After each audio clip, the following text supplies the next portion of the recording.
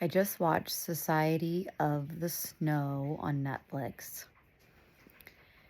And I don't get why it was nominated for so many things that it was nominated for.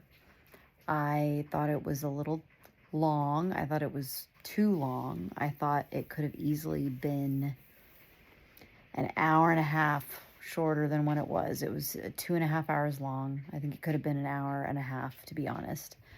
Um, I think the thing that I struggled with the most is I don't think enough time was spent or just enough quality of how they could have written the script to get me to care about any of the characters. There was just so many characters, and the only one that I could latch onto that it seemed like they were doing it from his perspective was Numa. And then hashtag spoiler alert, don't keep watching if you don't want to hear spoilers. Then Numa dies, and I'm like, I know it's suspension of disbelief. I know it's like a artistic choice, but how is he still doing the voiceover? And I just don't think I needed the length of every single thing that happened to them in real life. I know it was based off a true story.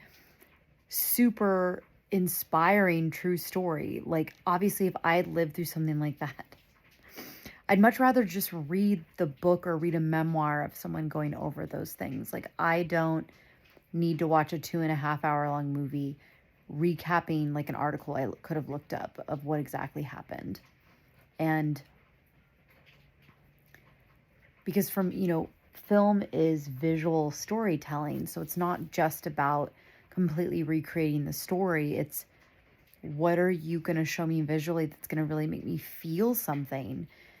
And I didn't really feel something. It just felt kind of like a stereotypical survivor adventure film. Oh, here's my pup. What did you think about it? Baby, what did you think about Society of the Snow? See, that's how I felt. That's how I felt about it after it ended. So, yeah, I didn't really latch on to many of the characters.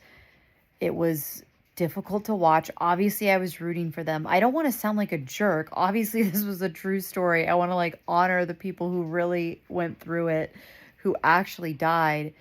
I guess just sometimes when I watch movies like this, the thought that comes to my mind is, why did we need this? Like, why was this created? What about this story was so uniquely told? Like, what was the point? What was the message? What was I supposed to be left with? Because just most of the time I was wondering when it was going to end. Society of the Slow. Society of the Slow. That's the pun. So I understand it being nominated in the foreign film category. I don't watch a ton of foreign films. I do when I hear about them. But like what's there for me is like I'm sure there's other foreign films that were better than this. And I just think maybe Netflix, because of the money that it has, it really pushed for it. For it to be nominated for Best International Film, Best Score, Best Hair and Makeup, and Best Visual Effects. Like, other than the plane crash, I don't get that at all. And for hair and makeup, I understand. Obviously, they were freezing, so they made them look freezing. But I just don't think it compares to the other films that are out there. And the score didn't stand out to me at all. So it just, every time I see something like this, it just makes me think more and more that so often the films that are recognized for Oscars, even the nominees, that it's just so political. It's like more people probably saw this film because it's on Netflix. The more people see your movie, the more it's going to get hype, the more likely it's going to get nominated for an Oscar. So, unless you want to watch a 2.5 hour survivalist film that kind of has poignant moments and makes you feel something. Like, obviously, I got the camaraderie of all the people. The acting was really great. But yeah, other than that, I'm just like, and my husband walked in at the very end, and I said, this is the whole gist. I could have just watched this.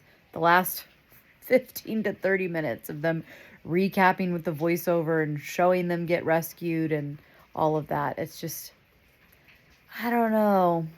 Maybe it's because, like, Yellow Jackets and all of that stuff. I just don't really want to watch cannibalism and all of that stuff. Like, I understand that the story really happened, but do we need it in a movie? Do we?